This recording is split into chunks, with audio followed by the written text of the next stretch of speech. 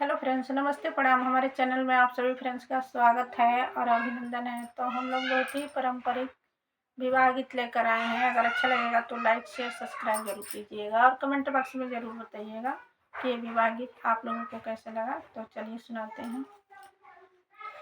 के आवे हाथी हाके आवे घोड़ा, अरे के आवे बैलया सवारा रे लाला नावा, अरे के आवे बैलया सवारा रे लाला नावा। राम आवे हाथिया लक्ष्मण आवे घोड़ा, अरे शिवाजी बैलया सवारा रे लाला नावा, अरे शिवाजी बैलया सवारा रे लाला नावा। जब बरियातिया दुआरे भीड़ लागे, अरे सपावा छोड़ेला फूफू कर रे लाला नावा, अरे सपावा छोड़ेला फूफू कर रे लाला नावा।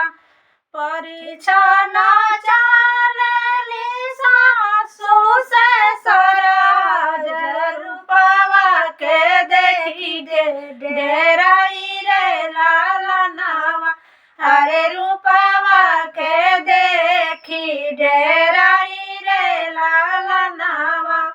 फेंकी दियली सुपावा फेंकी दियली मुसरा, अरे पिछावा पराई ल जाए रे लाला नावा, अरे पिछावा पराई ल जाए रे लाला नावा।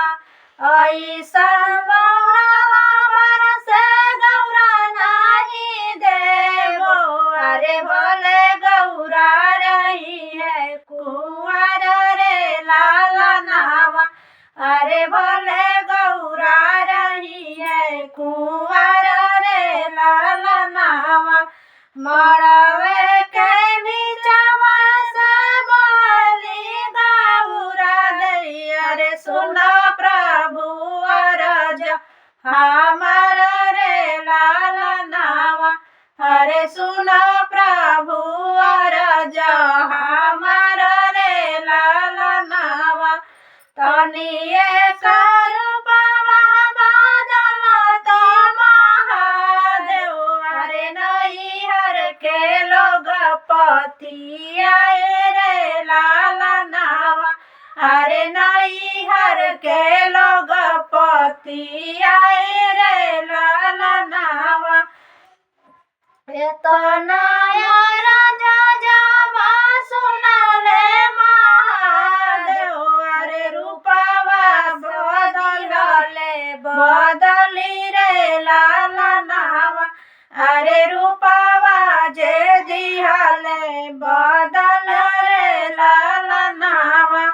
आवो ना सासु आवो ना सरद, अरे परिछना दुलरू दामाद रे लाला नावा, अरे परिछना दुलरू दामाद रे लाला नावा।